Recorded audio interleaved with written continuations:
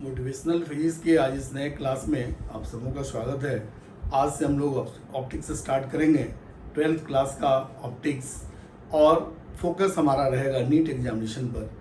12th class तो रहेगा ही, NEET examination के लिए हम लोग ज़्यादा उस पर फोकस करेंगे। उसको देखिए,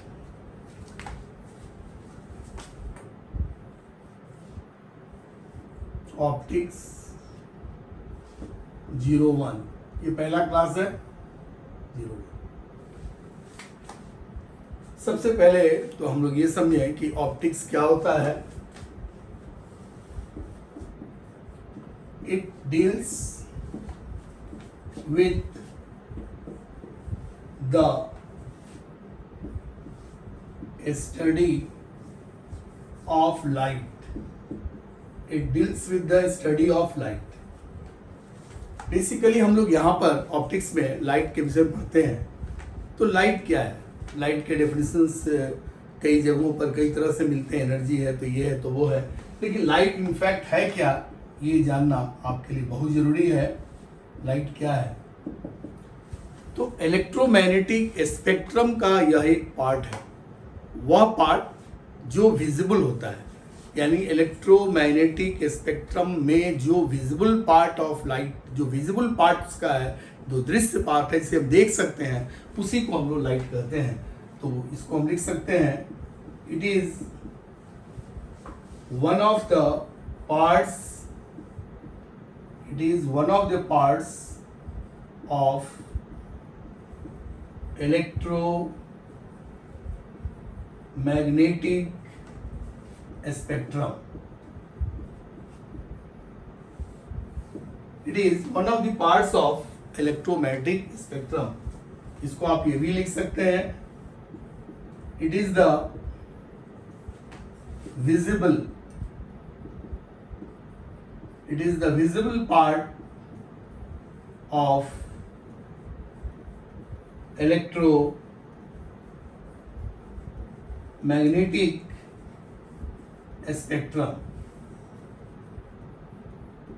अब हम लोग यहां पर देखने का या देखेंगे कि इस स्पेक्ट्रम में कौन कौन से और भी कलर्स हैं, कौन कौन से और भी चीजें हैं जो इनविजिबल है, और जब विजिबल होगा तब तो लाइट हो जाएगा। तो इलेक्ट्रोमैग्नेटिक स्पेक्ट्रम में सबसे पहले लिखिए gamma rays, X raise,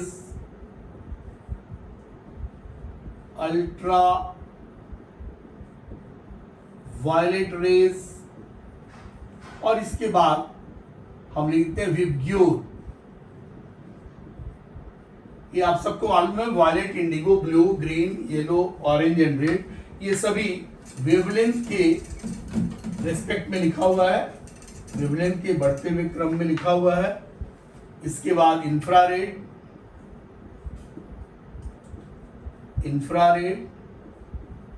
microwaves, और लास्ट में रेडियो वेव्स। यहां पर ये सभी के वेवलेंथ इस तरह से इंक्रीजिंग ऑर्डर में होते हैं। सबसे कम गामा रे और सबसे ज्यादा रेडियो वेव्स, ये लैम्डा वेवलेंथ, जिसके विषय में ऑलरेडी आप पढ़ चुके हैं, पहले जानते हैं। और इसका जस्ट उल्टा होता है इसकी फ्रीक्वेंसी। गामा रे का वेवलेंथ सबसे कम होगा, रेडियो वेव का वेवलेंथ सबसे ज्यादा होगा, लेकिन उल्टा एन यानी फ्रीक्वेंसी, गामा रे की फ्रीक्वेंसी सबसे ज्यादा होगी और रेडियो वेव्स का फ्रीक्वेंसी सबसे कम होगा। और फ्रीक्वेंसीज के ही तरह एनर्जी भी होता है, यानी गामा रे की एनर्जी सबसे अधिक होगी और रेडियो वेव्स की एनर्जी सबसे कम होगी। तो इस तरह से हम लोग इलेक्ट्रोमैग्नेटिक स्पेक्ट्रम को लिख सकते हैं। यहां यह जो पार्ट आप देख रहे हैं, विबग्योर यानी वायलेट से लेकर इंडिगो तक, रेड तक, ये पार्ट जो है, this is the visible part, this is the visible part of electromagnetic spectrum, और इसे ही हम लोग लाइट कहते हैं। This part of electromagnetic spectrum is known as light. ये ऊपर का जो पार्ट है ये अदृश्य होता है, इनविजिबल, ये इनविजिबल होता है। और ये जो नीचे का पार्ट है इंफ्रारेड, माइक्रोवेव्स, रेडियो वेव्स, यह भी आपको इनविजिबल होता है। इसके अलग अलग यूजेज हैं। माइक्रोवेव्स का यूज हम लोग जीपीएस में करते हैं, वो डिस्टेंस वगैरह देखने के लिए। रेडियो वेव्स का सेल कम्युनिकेशन में होता है, इंफ्रारेड का उसी तरह से, ये सब जगह अलग अलग यूज होते हैं। लेकिन हम लोग को जो अभी डिस्कस करना है वो विजिबल पार्ट ऑफ लाइट का डिस्कशन करना है। ये सब हम लोग डिस्कस करेंगे। ये इंफ्रारेड आपको चला आता है रिमोट वगैरह में, जो टीवी वगैरह का रिमोट जो रखते हैं हम लोग, वहां पर इसका इस्तेमाल होता है। इस सबको नोट करते जाइए। ये विजिबल पार्ट इसका हो गया, यानी visible part of electromagnetic spectrum is called light, उसी को हम लोग लाइट कहते हैं। ऑप्टिक्स को बेसिकली हम लोग दो हिस्सों में बांटते हैं इसको। One part is called geometrical optics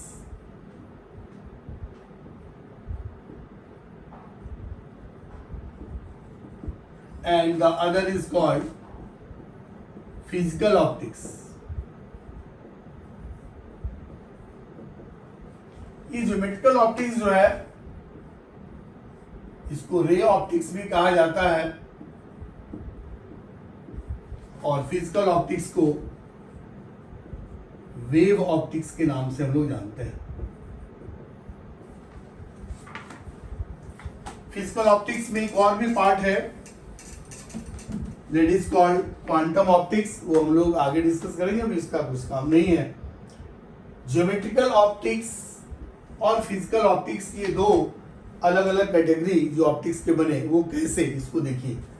suppose कीजिए कि यह कोई ऑब्स्टेकल है, यह ऑब्स्टेकल है और यहां से कोई रे ऑफ लाइट इस पर आ रही है। तो इस रे ऑफ लाइट का,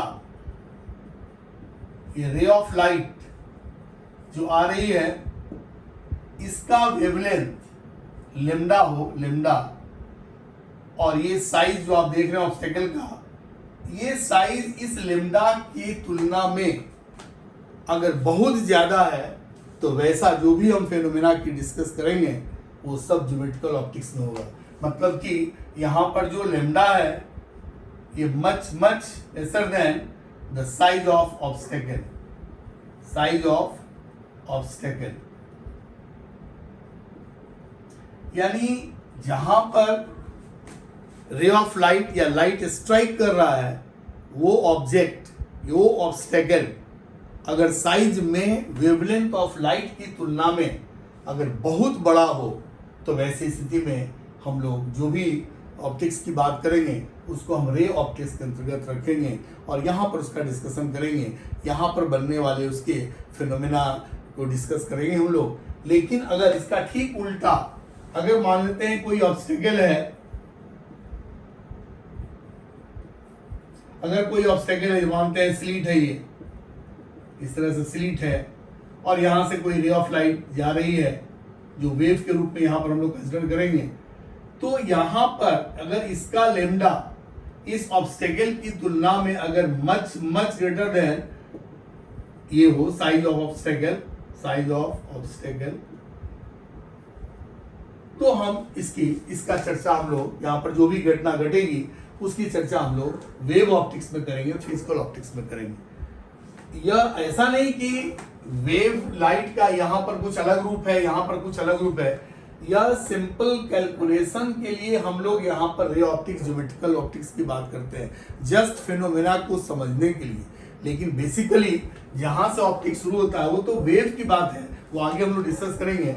लेकिन वेव की बात हम तब करेंगे, ऐसा नहीं रिफ्लेक्शन इसमें भी होगा, इसमें भी होगा, रिफ्रैक्शन इसमें भी होगा, इसमें भी होगा, ये सारी घटनाएं, इंटरफेरेंस इसमें भी होगा, उसमें भी होगा, ये सारी बातें हैं। लेकिन यह उसको इजीएस्ट वे में एक्सप्लेन करने के लिए हम लोग ज्योमेट्रिकल ऑप्टिक्स का इस्तेमाल करते हैं। लेकिन बेसिकली जब वेव की बात करेंगे तो यहाँ पर रियल की बात करेंगे, और यहाँ पर वेव का वेवलेंथ उस ऑब्स्टेकल के वेवलेंथ से अगर काफी बड़ा है तभी हम उसको वेव की बात करेंगे, अदरवाइज हम लोग यहाँ पर रे ऑप्टिक्स की बात करेंगे। रे ऑफ लाइट जो है, ये तो बात बिल्कुल क्लियर हुआ कि यहाँ पर जिस लाइट के वेवलेंथ की बात करते हैं हम लोग, वो वेवलेंथ ऑब्स्टेकल यानी जहाँ से लाइट टकराएगी गुजरेगी उसकी तुलना में अगर काफ़ी बड़ा हो तब हम वहाँ पर वेव की बात करते हैं।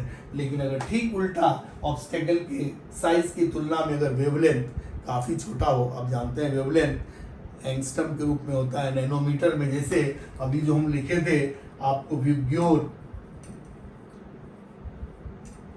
तो वायलेट ये 400 नैनोमीटर और रेड का होता है आपको 700 नैनोमीटर।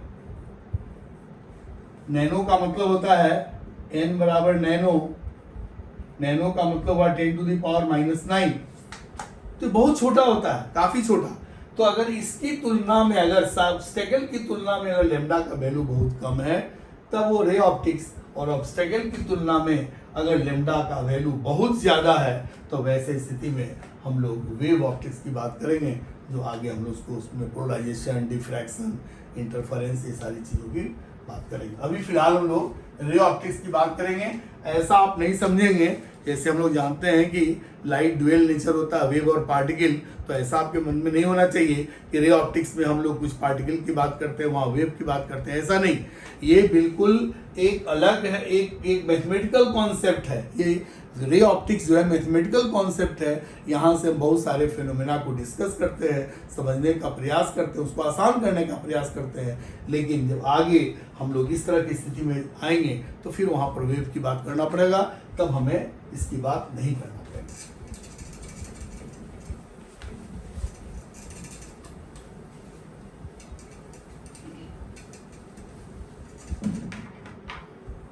तो हम लोग सबसे पहले स्टार्ट करेंगे ज्योमेट्रिकल ऑप्टिक्स।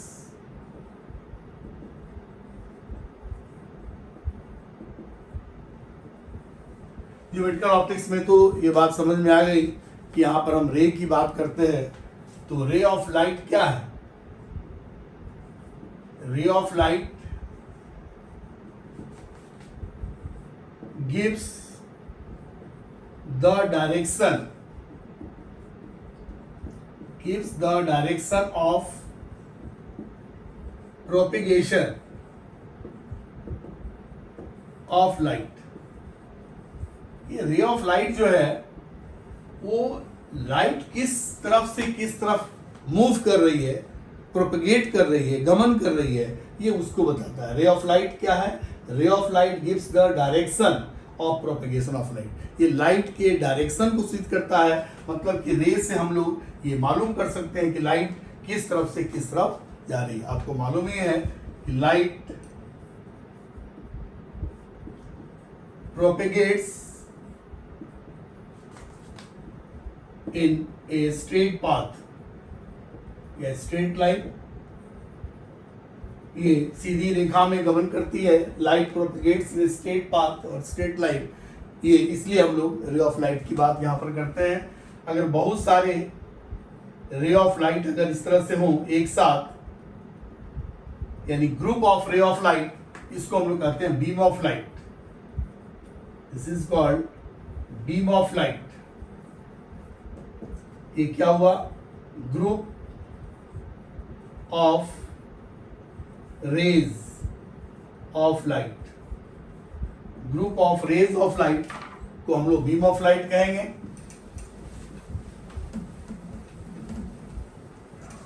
यहां पर ये सभी इस दिशा में है, इसलिए इसको हम पैरेलल भी कह सकते हैं, पैरेलल बीम ऑफ लाइट। अगर ये इस तरह से हो कि किसी पॉइंट की तरफ जा रहा हो, मिल रहा हो, तो इसको हम लोग कहते हैं convergent beam of light.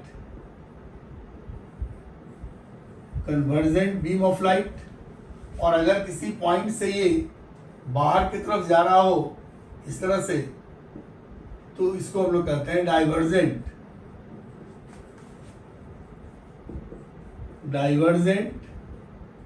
Beam of light. ये आप लोग पहले से भी जानते हैं, जस्ट इसको हम रिवाइज करवा रहे हैं। तो तो parallel beam of light, convergent beam of light, divergent beam of light, आगे जब हम लोग मिरर लेंस वगैरह पढ़ेंगे तो वहाँ इन सब की जरूरत पड़ेगी और आपको समझना पड़ेगा कौन लाइट कौन बीम वहाँ पर आ रहा है। तो सबसे पहले हम लोग यहाँ पर डिस्कस करेंगे, यहाँ शुरू करेंगे reflection of light. Reflection of light,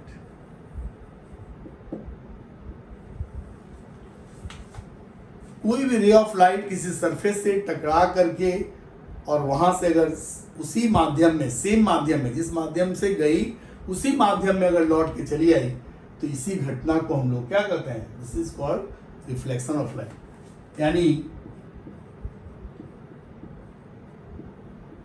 the bouncing back of light into the same medium, the bouncing back of light into the same medium after striking a surface is called reflection of light, is called reflection of light. यानी किसी surface से टकरा करके जिस माध्यम में चली उसी माध्यम में अगर बाउंस बैक हो जाए तो वैसी घटना को हम लोग रिफ्लेक्शन ऑफ लाइट कहते हैं। The bouncing back of light into the same medium after striking a surface is called reflection of light. Reflection कई तरह के सतहों पर होते हैं। हम लोग जो पहला पढ़ेंगे that is the plane mirror. Plane mirror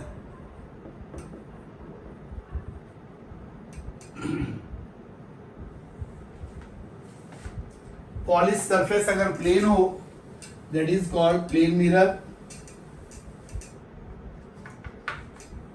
इसमें हम लोग इसके लॉज की बात करेंगे।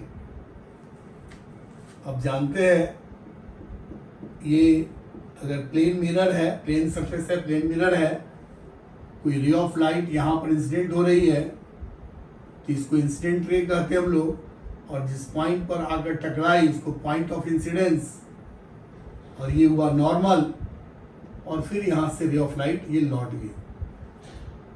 ये एंगल इसका आई, एंगल ऑफ इंसिडेंस, ये एंगल ऑफ रिफ्लेक्शन कहलाता है। ये आपका हो गया incident ray, you all know, कोई अलग से बात नहीं है। This is the reflected ray, ये हुआ नॉर्मल, कहां पर, at the point of incidence, ये होता है पॉइंट ऑफ इंसिडेंस। आई आपका हो गया एंगल ऑफ इंसिडेंस, आर आपका हो गया एंगल ऑफ रिफ्लेक्शन। तो लॉज में पहला लॉ तो इसका यह है कि ये दोनों एंगल, एंगल आई और एंगल आर, ये दोनों आपस में बराबर होंगे। ये सबको मालूम है सबको। दूसरा कि इंसिडेंट रे, नॉर्मल और रिफ्लेक्टेड रे ये एक ही प्लेन में होगा। जैसे बोर्ड के प्लेन में है तो बोर्ड में ही ये होगा, ये होगा, ये होगा, ये अलग से नहीं, कोई दूसरे प्लेन में नहीं हो सकता है।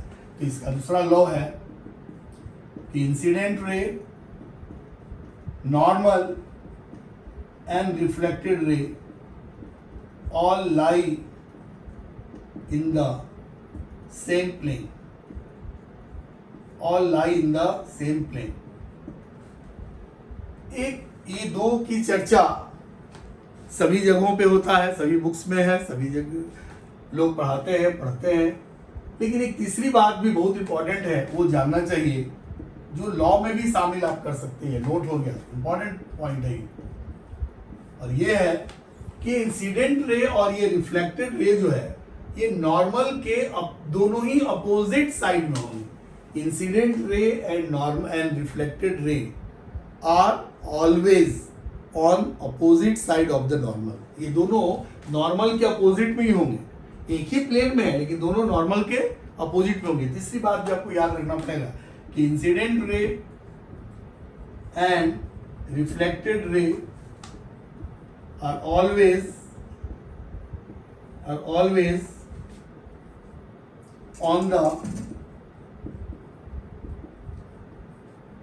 opposite side of the normal। ये आपको याद रखना है। तो ये दो तो सबको मालूम है, आई बराबर आर, और ये तीनों एक प्लेन में होते हैं। लेकिन ये भी बहुत इंपॉर्टेंट है कि इंसिडेंट रे एंड रिफ्लेक्टेड रे ये दोनों नॉर्मल के दो अलग अलग साइड में होते हैं। Incident ray reflected ray are always on the opposite side of the normal. ये ऑलवेज नहीं भी लगा सकते क्योंकि एक स्पेशल केस अभी डिस्कस करेंगे। Are on the opposite side of the normal, ये ज्यादा उचित है। एक और भी यहाँ पर एंगल आपको जानना है। ये एंगल जो सतह के साथ बन रहा है अल्फा, और ये एंगल बीटा, ये दोनों भी आपस में बराबर होंगे। तो ये अल्फा और बीटा, ये अल्फा क्या कहलाता है? एंगल अल्फा को कहते हैं लोग ग्लेंसिंग एंगल, सतह को। This is called glancing angle. और आप देख रहे हैं कि यहां पर इन दिस केस जिस तरह से आई और आर आपस में बराबर है, तो angle alpha equals angle beta, ये दोनों भी आपस में बराबर होंगे। ये ग्लेंसिंग एंगल भी आपस में बराबर होता है। और इंसिडेंट रे रिफ्लेक्टेड रे नॉर्मल के दोनों अलग अलग साइड में होते हैं, और ये तीनों एक प्लेन में तो होगा ही, बोर्ड के प्लेन में, और ये दोनों आपस में बराबर होते हैं। अब इसका एक स्पेशल केस हम लोग देखें जो वहां पर ऑलवेज मिटा है, वो एक स्पेशल केस की वजह से मिटा है।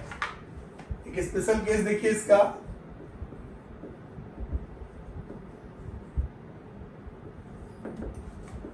When a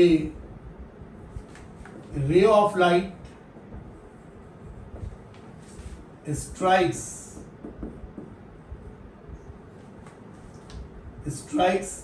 a plane mirror,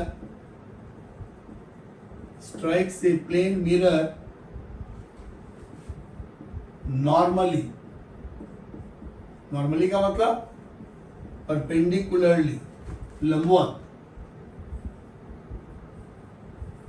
When a ray of light strikes a plane mirror normally, then देखिए क्या होगा।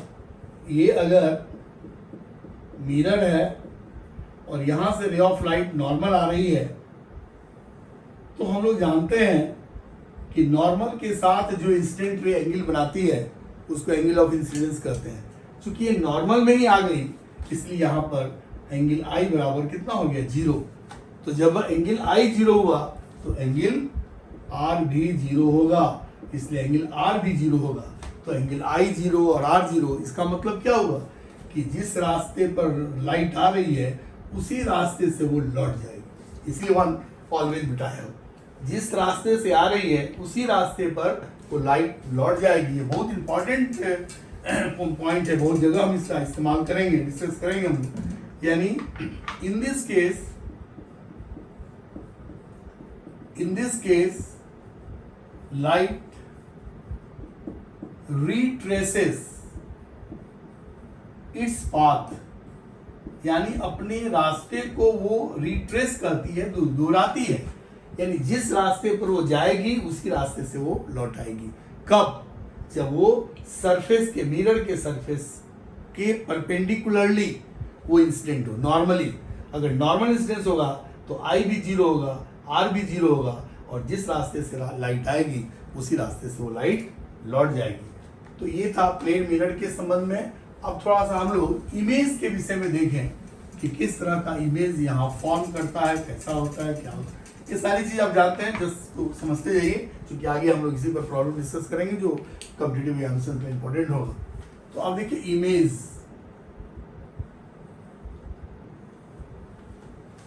इमेज में सबसे इंपॉर्टेंट चीज ये याद रखिए कि रिफ्लेक्शन या रिफ्रैक्शन लेंस होगा तो रिफ्रैक्शन होगा, यहाँ पर रिफ्लेक्शन की बात कर रहे हैं हम लोग।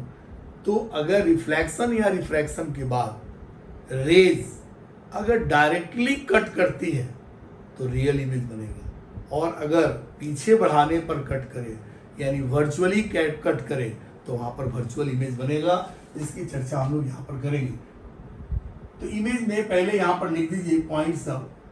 पहला तो प्लेन मिरर में वर्चुअल इमेज बनता है, वर्चुअल इमेज। दूसरा वो इमेज सीधा होता है, इसको अपराइट भी हम लोग कहते हैं, इमेज सीधा होता है। तीसरा उसका साइज ऑब्जेक्ट के साइज के बराबर होता है, यानी same size as the object, same size as the object. तीसरा चौथा जितना आगे हम ऑब्जेक्ट को रखेंगे ठीक उतने ही पीछे मिरर में, मिरर के पीछे नहीं, मिरर में उतने ही पीछे उसका इमेज बनता है, यानी same distance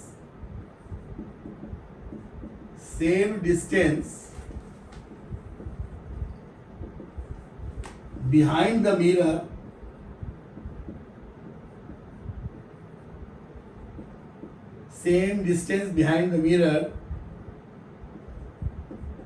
as the object is placed in front of the mirror. Same distance behind the mirror as the object is placed in front of the mirror. माने मिरर से जितना आगे उतने ही पीछे उसका इमेज बनता है, लेकिन कैसा बनता है वो? वर्चुअल इमेज बनता है। उसका आकार क्या होता है? बिल्कुल बराबर, दूरी बिल्कुल बराबर, same distance behind the mirror as the object placed in front of mirror. अब इसको जरा सा हम लोग डायग्राम के रूप में देखें तो ज़्यादा क्लियर होगा। इसको सब जानते हैं आप लोग, तो नोट करते जाइए।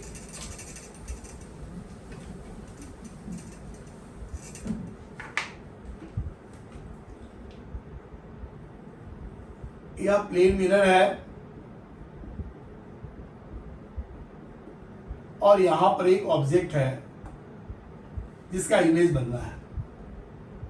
तो कैसे इमेज बनेगा? तो सबसे पहले तो आप यहां पर रे ऑफ लाइट एकदम सीधे ले जाइए परपेंडिकुलरली। अभी आपको बताए थे कि परपेंडिकुलर ले जाइएगा तो उसी रास्ते से लाइट लौट आएगी, लेकिन पीछे इसको बढ़ाया जा सकता है क्योंकि जा रही थी लाइट। अब यहां से अगर लाइट हम किसी दूसरे पॉइंट पर इंसिडेंट करते हैं तो नॉर्मल के हिसाब से अगर ये आई होगा तो यहां से लाइट वो लौटेगी, रिफ्लेक्ट करेगी आई एंगल पर, लेकिन उसको जब पीछे बढ़ाएंगे तो किसी न किसी पॉइंट से वो आता हुआ महसूस होगा। मतलब कि रे ऑफ लाइट यहां से गई और ऐसे रिफ्लेक्ट कर गई, लेकिन आता हुआ वो यहां से महसूस होगा। मतलब ऑब्जर्वर को आई पर वस्तु दिखाई देगी उसका, इसी को हम लोग क्या कहते हैं? इमेज। चूंकि ये पीछे बढ़ाने पर बनता है इसलिए इसको कहते हैं हम लोग virtual image. This is called virtual. चूंकि यहाँ पर अगर डायरेक्ट ये लाइन कट करता इधर तब तो रियल इमेज बनता, लेकिन चूंकि पीछे एक्सटेंड करने पर बन रहा है इसलिए उसको वर्चुअल इमेज। कोई भी दूसरा भी कोई रे लें तो ये भी यहाँ से आएगा, यहाँ से रिफ्लेक्ट होगा, लेकिन जब इसको हम पीछे बढ़ाएंगे तो ये उसी पॉइंट से आता हुआ महसूस होगा जहाँ पर पहले कटा है। कोई भी रे ऑफ लाइट ले जाए तो वो आई से ही आता हुआ महसूस होगा, तो इमेज वहाँ पर बना है आई। अब यहाँ पर देखिए ये आई है, ये आई है, ये 90 माइनस आई होगा, परपेंडिकुलर ना ये हो जाएगा 90 माइनस आई, ये भी यहाँ पर हो जाएगा 90 माइनस आई, और ये दोनों अपोजिट एंगल है तो ये भी हो जाएगा 90 माइनस आई। आपको पता है कि अगर एंगल सेम है तो सामने का साइड भी सेम होगा, यानी ये दोनों दूरियां आपस में बराबर होगा, यानी ये एक्स होगा तो यह भी एक्स होगा। इसलिए हम लोग कहते हैं कि ऑब्जेक्ट जितना आगे होगा ठीक उसके पीछे आपका इमेज बनेगा उतने ही दूरी पर। यानी अगर ये 10 सेंटीमीटर है तो यह भी 10 सेंटीमीटर होगा, अगर ये 10 मीटर है तो यह भी 10 मीटर होगा। फिर से इसको देखिए, कंफ्यूजन नहीं होना चाहिए। ये मिरर है और यहाँ पर ऑब्जेक्ट रखे हम लोग, एक रे तो सीधे गई और लौट आई, लेकिन पीछे एक्सटेंड किया जा सकता है। इसको एक ले को यहाँ ले गए तो ये नॉर्मल है, normal to the plane of the mirror, तो ये हो गया एंगल ऑफ इंसिडेंस, और उसी पर ये रिफ्लेक्ट करेगा, ये भी होगा angle of incidence, reflection, angle of reflection तो इंसिडेंस के बराबर है, लेकिन ये आता हुआ कहीं से महसूस होगा। एक तो रे यहाँ से गई और जहाँ पे एक कट करेगा वही इमेज का फॉर्मेशन होगा। तो यहाँ पर आप देख रहे हैं कि ये 90 माइनस आई है और ये भी 90 माइनस आई है, तो ये भी 90 माइनस आई होगा। जब दोनों एंगल बराबर है तो निश्चित रूप से दोनों साइड बराबर होंगे, इसलिए अगर ये x होगा तो यह भी x होगा। तो अब हमको ये बताइए कि एक इमेज को बनने के लिए कितने रेज की आवश्यकता होती है। अगर आपको ऑब्जेक्टिव क्वेश्चन में आया है to form image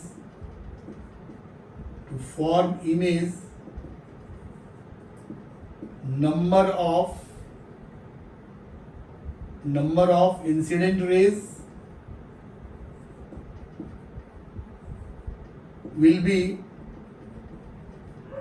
number 1, 2, number 3, 4, number 3, 8, number 4, infinity. To form image, number of incident rays will be, तो आपको मैं बता दूं, किसी भी इमेज के फॉर्मेशन के लिए, ये तो हम लोग फिगर की सिंप्लिसिटी के लिए 2 रे या 3 रे दिखाए, फिगर की सिंप्लिसिटी के लिए, लेकिन इस पर इनफाइनाइट नंबर ऑफ रेज जा रहा है। तो जब भी कोई इमेज बनता है तो वहां पर नंबर ऑफ इंसिडेंट रेज कितना होता है, इनफाइनाइट। ये नहीं कि 2, 4, 5 लिख दें आप, ये इसका आंसर हुआ इनफाइनाइट नंबर ऑफ रेज। ये किसी भी इमेज को फॉर्म करता है, किसी भी इमेज को फॉर्म करता है इनफाइनाइट नंबर ऑफ रेज। तो पहली बात तो ये समझे कि जितनी दूरी पर ऑब्जेक्ट उतनी पीछे उसका प्रतिबिंब बनेगा और वो वर्चुअल बनेगा। कैसे बना ये हम लोग देखे, और उसके लिए कितने रेज की आवश्यकता होती है, इनफाइनाइट नंबर ऑफ रेज से वो मिलके बनता है। 2, 4, 5 हम लोग फिगर में दिखाते हैं, उसका मतलब ये नहीं है। और भी इसमें कुछ बात जाने, ये इंपॉर्टेंट पॉइंट हो गया, इसको नोट कीजिए, इनफाइनाइट नंबर ऑफ रेज। दूसरी बात, मान लेते हैं एक मिरर यहां पर है और एक ऑब्जेक्ट आपका यहां पर है। ये ऑब्जेक्ट तो मिरर के सामने तो है नहीं, तो कैसे इमेज बनेगा, तो उससे कोई मतलब नहीं है। इसको हम आगे एक्सटेंड करते हैं और हम लोग जानते हैं कि जितना दूरी पर ऑब्जेक्ट उतने ही पीछे उसका इमेज बनेगा। यदि आई यहाँ पर बनेगा, कैसे बनेगा, तो रे ऑफ लाइट यहाँ से गया, यहाँ रिफ्लेक्ट किया, इसको बढ़ाया, यहाँ बना, फिर रे ऑफ लाइट यहाँ गया, यहाँ से फिर रिफ्लेक्ट किया, फिर इसको पीछे बढ़ाया तो वहीं पर मिला और इमेज वही बना। मैंने कहने का मतलब ये हुआ कि इमेज के फॉर्मेशन में लेंथ ऑफ मिरर जरूरी नहीं है। छोटा मिरर से भी इमेज बनेगा, बड़ा मिरर से भी इमेज बनेगा। ये नहीं कि मिरर नहीं है सामने ऑब्जेक्ट के तो उसका इमेज नहीं बनेगा। चूंकि अभी बताया आपको इनफाइनाइट नंबर ऑफ रेज जो है इंस्टेंट हो रहा है उस पर, और उसके द्वारा इमेज का फॉर्मेशन हो रहा है, तो कहीं से भी ये बनेगा वो आपको रिफ्लेक्ट करेगा, पीछे बढ़ाएंगे तो उसका इमेज बन जाएगा। मतलब कि फॉर्मेशन ऑफ इमेज में लेंथ ऑफ द मिरर ये रिक्वायर्ड नहीं है, नॉट नेसेसरी। मतलब कि to formation of image does not depend upon the length of mirror. यानी यहाँ पर जो इमेज फॉर्मेशन है, image formation does not depend on the length of mirror। देखिए, 2 बात अभी समझिए आप, मिरर से संबंधित, इमेज से संबंधित। पहला, किसी इमेज के फॉर्मेशन के लिए इनफाइनाइट नंबर ऑफ रेज की आवश्यकता होती है। इनफाइनाइट नंबर ऑफ रेज से वो बन रहा है, पहली आवश्यकता क्या बन रहा है। दूसरा कि लेंथ ऑफ मिरर क्या है उससे इमेज का मतलब नहीं, इमेज तो बनेगा ही। लेकिन तीसरी बात यह है कि इस इमेज को देखने के लिए लेंथ ऑफ मिरर तो जरूरत नहीं है, लेकिन इस इमेज को देखने के लिए अलग से, मैंने सभी जगहों से इस इमेज को नहीं देख सकते हैं, वहाँ पर उसका जो रूपरेखा होगा वो अलग होगा, वहाँ अलग ढंग से उसको देख सकते हैं, और जिसको हम लोग कहते हैं फील्ड ऑफ व्यू। क्या बोलते हैं? फील्ड ऑफ व्यू, तो शॉर्ट में FOV। ये क्या होता है? ये होता है मैक्सिमम ऑब्जर्वेबल एरिया। जैसे यहां पर ये इमेज ये है और एक रे यहां से, इस एंड से एक रे ऐसे जा रही है, दूसरी रे ऐसे जा रही है, तो यह जो डिस्टेंस होगा, इसी डिस्टेंस पर आप इस इमेज को देख सकते हैं, अदरवाइज कहीं से भी इसको नहीं देख सकते हैं। इसलिए इसी को हम लोग कहेंगे फील्ड ऑफ व्यू। ये बहुत इंपॉर्टेंट चीज है। सभी जगहों से हम इमेज को नहीं देख सकते हैं। इमेज को एक निश्चित ही एरिया से हम देख सकते हैं, उसको जहां पर रिफ्लेक्टेड लाइट पहुंच रही है, दोनों एंड से रिफ्लेक्ट होकर जहां पहुंच रही है, उसी डिस्टेंस को हम ऑब्जर्व कर सकते हैं। उसी डिस्टेंस पर जब हम रहेंगे तो इस इमेज को देख सकते हैं, अदरवाइज हम इस इमेज को नहीं देख सकते हैं। इसलिए इमेज का बनना अलग चीज है, इमेज को देखना वो अलग चीज है। इमेज को देखने के लिए आपको देखना पड़ेगा कहाँ से रे ऑफ लाइट रिफ्लेक्ट कर रही है, लेकिन इमेज को बनने के लिए लेंथ ऑफ मिरर की आवश्यकता नहीं है। लेकिन यहाँ पर ये फील्ड ऑफ विजन के लिए लेंथ की आवश्यकता है। लेंथ बड़ा होगा तो फील्ड ऑफ विजन बड़ा होगा, लेंथ छोटा होगा तो फील्ड ऑफ विजन छोटा होगा। दूरी भी बढ़ाएंगे, जैसे मान लेते हैं हम लोग दूरी बढ़ाते जाए तो ये डिस्टेंस बढ़ता चला जाएगा, तो उस पर भी डिपेंड करेगा। मतलब सिंपली हम ये कह सकते हैं कि it depends upon the length of mirror. ये मिरर के लेंथ पर डिपेंड करता है, लेकिन फॉर्मेशन ऑफ इमेज जो है that does not depend upon the length of mirror. वो चाहे जो भी हो, उससे कोई मतलब नहीं। लेकिन यहां पर एक और भी इंपॉर्टेंट चीज आप जान लीजिए कि ऑब्जेक्ट के इमेज को देखने का ये फील्ड ऑफ व्यू है, ऑब्जेक्ट के इमेज को। लेकिन अगर आप मिरर के सामने हैं और आप अगर अपने आप को देखना चाहते हैं, ओन इमेज को देखना चाहते हैं, तो उसका फील्ड ऑफ व्यू अलग होगा। ये बहुत इंपॉर्टेंट पॉइंट है जो आपको कॉम्पिटिटिव एग्जामिनेशंस भी इंपॉर्टेंट है, आता है।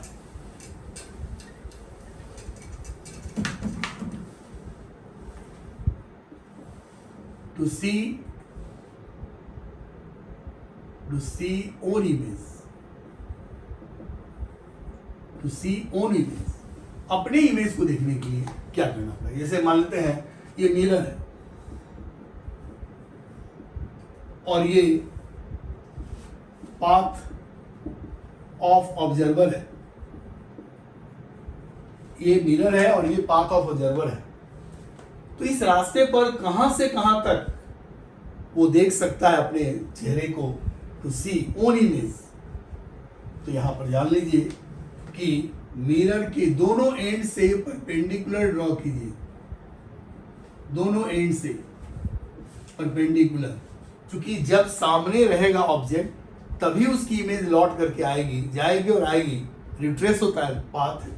तो यही वो एरिया है जो फील्ड ऑफ व्यू होगा, और यहीं पर हम इसी को, अगर लेंथ की मिरर की लंबाई अगर L है तो इसका फील्ड ऑफ व्यू जो है वो भी L के बराबर होगा। कब? जब अपने इमेज को देखे, दूसरे के नहीं, अपने इमेज को अगर देख रहा है तो यहां से यहां तक यानी L डिस्टेंस तक अपनी इमेज को देख सकता है। अदरवाइज वो उसके अगर इधर जाएगा तो नहीं देख सकता है, यहां रहेगा तो नहीं देख सकता है। सिर्फ यही वो पार्ट है जहां पर वो अपने इमेज को देख सकता है और वो उसको ऑब्जर्व कर सकता है। इस पर आधारित हम लोग कुछ क्वेश्चन देखते हैं जो it is very important for competitive examinations. अब देखिए यहां पर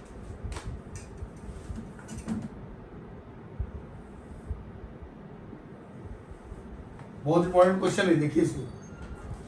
ये पाथ ऑफ ऑब्जर्वर है, पाथ ऑफ ऑब्जर्वर नहीं, यहां से ऑब्जर्वर इस रास्ते पर जाएंगे। ये object, this is the object, और यहां पर ये मिरर है जो नीचे से सपोज कीजिए कि 3 मीटर के डिस्टेंस पर है। ये एम डैश पॉइंट है, ये एम पॉइंट है, ये भी 3 मीटर है, ये भी 3 मीटर है यहां से, ये एक्स पॉइंट से। तो कहता है कि इस पर कितनी दूरी पर, इसका मतलब इस रास्ते पर, पाथ ऑफ ऑब्जर्वर पर क्या फील्ड ऑफ व्यू होगा, कितनी दूरी तक वो देख सकता है। ये ऑब्जर्वर जो है वो कितनी दूरी तक यहाँ से देख सकता है इस ऑब्जेक्ट को। अब परपेंडिकुलर वाली बात नहीं है, ऑब्जेक्ट को देखना है तो कितनी दूरी तक देख सकता है। तो आप ये तो जानते हैं कि अगर मिरर से वो 3 मीटर की दूरी पर है तो पीछे इसका 3 मीटर पर ही इमेज बनेगा। ये भी होगा 3 मीटर, ये इमेज बनेगा। फिर से देखिए, ये मिरर है जिसकी लंबाई है 1 मीटर, एम, ये वाई, और इसको एम डैश मान लिया, ठीक है। यहां से इसकी दूरी है 3 मीटर, ऑब्जेक्ट की दूरी मिरर से है 3 मीटर, तो पीछे उसका इमेज बनेगा 3 मीटर पर। अब हमको इस ऑब्जेक्ट को इस मिरर में इस रास्ते पर कितनी दूरी पर देख सकता है इसको पता करना है। क्वेश्चन तो बिल्कुल क्लियर है। तो देखिए यहाँ पर क्या है कि एक रे ऑफ लाइट को हम यहाँ से यहाँ ले जाएंगे इसके एक एंड पर, और ये रिफ्लेक्ट करेगा, लेकिन जब उसको पीछे बढ़ाएंगे तो वो कहाँ से आता हुआ मालूम होगा, जहाँ पर इसका इमेज जो भी, तो 3 मीटर तो फिक्स है ना, तो ये जाएगा और ये सीधे यहाँ पर चला जाएगा। ये रिफ्लेक्टेड रे हो गया, कहाँ से, इसके पहला एंड से, जो पॉइंट वाई माने हम लोग। फिर दूसरे एक्सट्रीम पर भी रे ऑफ लाइट जाएगा और ये भी रिफ्लेक्ट करेगा, लेकिन आता हुआ कहाँ से प्रतीत होगा, आई से, और फिर इसको हम रिफ्लेक्ट करके ले जाएंगे ऊपर और इस पॉइंट पर आया, ये यहाँ से रिफ्लेक्ट किया।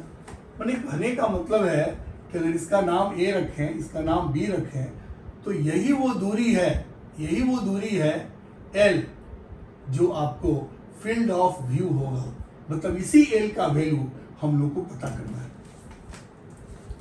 यह ऑब्जेक्ट इस रास्ते पर बी से ए तक ही दिख सकता है। कैसे मालूम किए, तो पहला लाइट हम लोग इंसिडेंट किए इसके लोअर एंड पर, दूसरा लाइट इंसिडेंट किया हम लोग अपर एंड पर, और फिर वहां से रिफ्लेक्ट करके, लेकिन जब पीछे बढ़ाए तो वर्चुअल इमेज कहाँ पर बना, आई पर। ये 3 मीटर दिया हुआ है, ये भी 3 मीटर दिया हुआ है, ये भी 3 मीटर हो जाएगा क्योंकि ऑब्जेक्ट डिस्टेंस इमेज डिस्टेंस बराबर होता है। ये मिरर का हाइट दिया हुआ है जमीन से 3 मीटर, और मिरर की अपनी लंबाई दिया हुआ है 1 मीटर। तो ऑब्जेक्ट का इमेज हमको देखना है, तो फिगर से स्पष्ट हो रहा है कि ये दूरी एल जो है ए बी, यही फील्ड ऑफ व्यू है, इसी की लंबाई हम लोग को पता करना है। बिल्कुल क्लियर है। तो अब यहाँ से मान लेते हैं ये तो एल हुआ, इसको आप एक्स मान लीजिए, और यहाँ से टोटल डिस्टेंस हम डी मान लेते हैं। तो ये बिल्कुल क्लियर हो गया, एल का वैल्यू क्या होगा, डी माइनस एक्स। ये एल जो होगा वो क्या होगा, डी माइनस एक्स।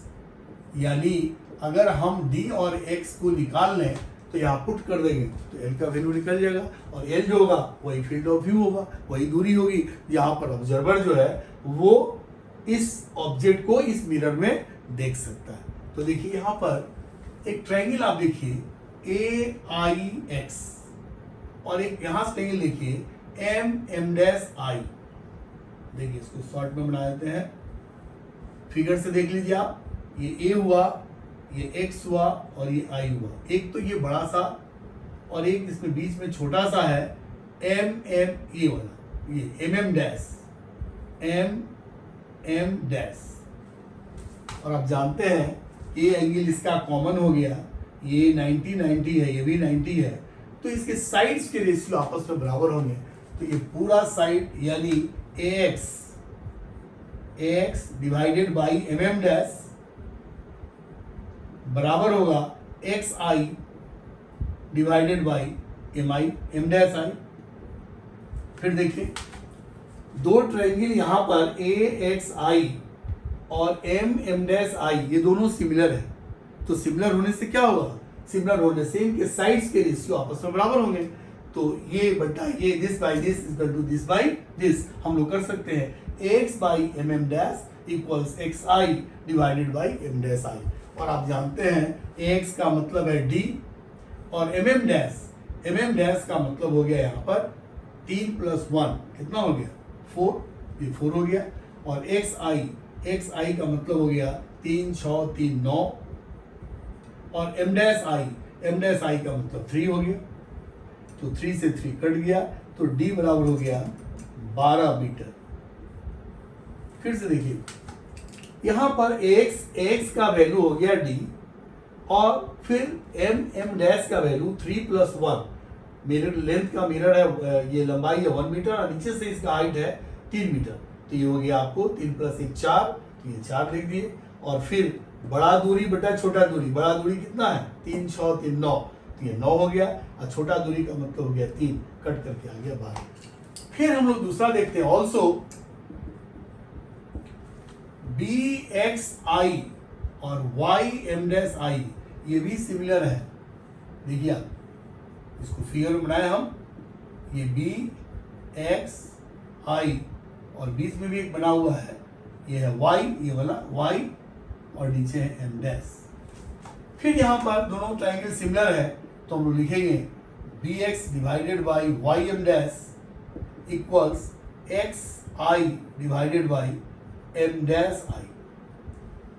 और आप जानते हैं BX का मतलब क्या है X, और YM' कहाँ है, YM' का मतलब है 3, YM' 3 है, और XI का मतलब हो गया, XI का मतलब 9, और M' का मतलब हो गया 3, ये फिर 3 बचा, और इस तरह से X इक्वल टू हो गया 9 मीटर। तो यहाँ पर X 9 आया, वहाँ D आया, तो यहाँ पुट कर देंगे हम लोग, तो कितना हो जाएगा L equal to 12 metre minus 9 metre, so it is equal to 3 metre. This is the answer. मुझे लगता है बिल्कुल क्लियर हो जाना चाहिए, कहीं इसमें दिक्कत नहीं है। यहाँ पर क्वेश्चन यही है कि ऑब्जर्वर का रास्ता ये है, तो इस रास्ते अभी आपको बताए थे कि फील्ड ऑफ व्यू जो है वो पता करना पड़ता है कहाँ पर है, और ये ऑब्जर्वर उसी रास्ते पर इसके ऑब्जेक्ट को, इमेज को इस मिरर में देख पाएगा, हर जगह नहीं देख पाएगा। तो हम लोग रिफ्लेक्ट करके इसको देख लिए कि जहाँ पर इसके निचले एंड और ऊपर वाले एंड से जहाँ से लाइट पहुँची वही उसका फील्ड ऑफ व्यू दिया। यहाँ पर दो ट्रायंगल को हम लोग सिमिलर किए और उसके रेशियो को, उसके साइड्स के रेशियो को बराबर करके और डी और एक्स का वैल्यू निकाले, और इस तरह से ये मालूम हो गया। तो ये था फील्ड ऑफ व्यू का क्वेश्चन। अब एक देखें पर्सन वाला क्या है। पर्सन अपने इमेज को स्वयं देखना चाहता है, तो वहां पर क्या स्थिति होगी।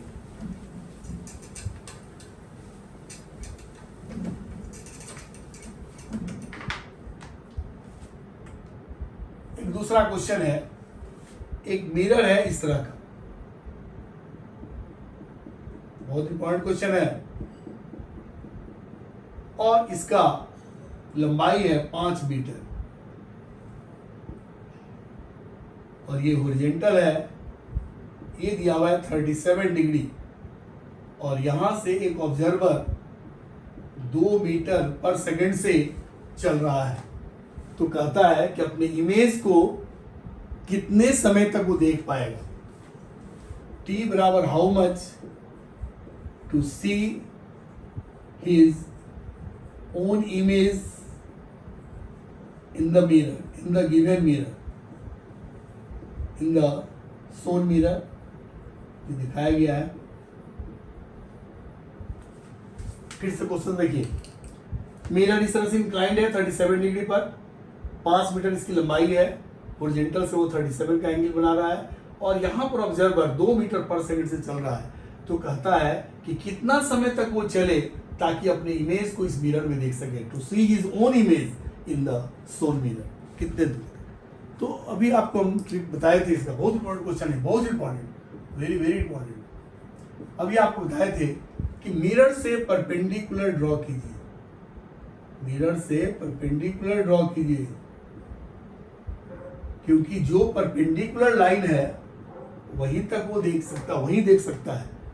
तो इसका मतलब है कि यहीं से यहीं तक वो दूरी है जहां तक ऑब्जर्वर देख सकता है, लेकिन ऑब्जर्वर के चलने का रास्ता ये है। तो इसका मतलब है कि O से लेकर के वो यहां तक आने में जितना समय लेगा उसी समय तक वो अपने इमेज को मिरर में देख पाएगा। क्लियर है? परपेंडिकुलर ड्रॉ करके हम लोग देख लिए, मिरर से परपेंडिकुलर होना चाहिए। तो ये 37 डिग्री है, ये 5 है, इसको d अगर मान लेते हैं तो आप कह सकते हैं कि 5/d इक्वल्स cos 37 डिग्री, यानी d का वैल्यू हो जाएगा 5/cos 37 डिग्री। और आपको पता है ट्रायंगल में 37 का मानते हैं हम लोग, अगर ये 37 डिग्री है तो 3 है, ये 4 है, ये 5 हो जाता है। और इस तरह से 5 और ये हो गया 4/5, तो ये हो गया 25/4। ये 25/4 आपका डी निकला। हमको समय निकालना है, समय बराबर कितना होता है, ये हो जाएगा d/v s=dt। तो d का मतलब हो गया 25/4 और v का मतलब 2 हो गया, तो ये हो गया 25/8 सेकेंड। यही वो समय है जिसमें कि ऑब्जर्वर O से लेकर के यहाँ तक पहुंच जाएगा। चूंकि परपेंडिकुलर वहीं पर टच कर रहा है, उसके आगे जाएगा तो उसका इमेज मिरर में नहीं बनेगा। तो यहाँ पर अभी आपको जो दो बताया हम कि फील्ड ऑफ व्यू दोनों का अलग अलग है। अपने आप इमेज को देखना चाहते हैं तो उसका फील्ड ऑफ व्यू अलग होगा, और अगर आप किसी ऑब्जेक्ट के इमेज को देखना चाहते हैं तो उसका फील्ड ऑफ व्यू अलग होगा। अपने देखने के लिए परपेंडिकुलर मिरर से ड्रॉ कीजिए, वो जितना डिस्टेंस बीच में होगा वही फील्ड ऑफ व्यू होगा अपने इमेज के लिए। लेकिन जब हम दूसरे की इमेज को देख रहे हैं, ऑब्जेक्ट की इमेज को देख रहे हैं, तो वहां पर फील्ड ऑफ व्यू रिफ्लेक्शंस के द्वारा हम लोग मालूम कर सकते हैं, जो अभी आप देखें। एक और भी बहुत इंपॉर्टेंट चीज में देख लीजिए, ये तो बिल्कुल समझ में आ गया होगा, बहुत इंपॉर्टेंट है, कॉन्सेप्चुअल क्वेश्चन है, आपके नीट एग्जामिनेशन में आ सकता है। कॉन्सेप्ट क्लियर रहेगा तो कहीं कोई दिक्कत नहीं। अब देखिए एक और भी नया कॉन्सेप्ट, जैसे मान लेते हैं कि ये आपका प्लेन मिरर है और ये ऑब्जेक्ट यहां पर है, तो हम लोग जानते हैं कि जितना आगे ऑब्जेक्ट उतना ही पीछे उसका इमेज बनता है, ये हम लोग जानते हैं। तो क्या करेंगे, इमेज बनाने का तरीका है कि पहले तो आप परपेंडिकुलर ड्रॉ कीजिए, परपेंडिकुलर, और तब उसको आप पीछे बढ़ाइए, और ये दूरी x है तो ये दूरी x, और तब ये इमेज आई बनेगी। मतलब ये कॉन्सेप्ट आपको ये देता है कि ऑब्जेक्ट और इमेज को मिलाने वाला line always perpendicular to the plane of mirror होना चाहिए। अब इसको देखिए, ये समझिए। अब मानते हैं कि आपका मिरर ये होता है और ऑब्जेक्ट आपका यहां पर है। अब इसका इमेज बनाने के लिए कहा जाता है, आपको अगर सिर्फ ये मालूम रहता कि distance of the object from the mirror is equal to distance of image behind the mirror, अगर आपको ये पता रहता तो आप क्या करते, आप इसमें ऐसे खींच देते, कहते कि यहीं पर इसका इमेज बनेगा, ये एक्स है तो ये भी एक्स है। नो, ये गलत है, क्योंकि आपको इमेज को फॉर्म करने के लिए इमेज और ऑब्जेक्ट के बीच जो आप लाइन खींचेंगे वो मिरर पर परपेंडिकुलर होना चाहिए। मिरर से अगर परपेंडिकुलर नहीं है तो वो नहीं होगा। ये दूरी होगा x तो ये दूरी होगा x, ऐसे नहीं। मतलब कि ऑब्जेक्ट और इमेज को मिलाने वाला line joining the object and the image must be perpendicular to the surface of the plane mirror.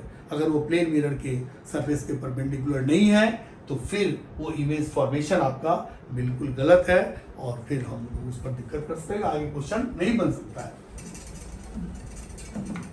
दूसरी चीज, एक और भी इंपॉर्टेंट पॉइंट यहाँ याद रखिए कि ये जो रिफ्लेक्शंस के जो लॉज बताए आपको, दुनिया में कहीं भी रिफ्लेक्शन हो ये वैलिड है, यानी all laws are valid for any case of reflection of light, for any case of reflection.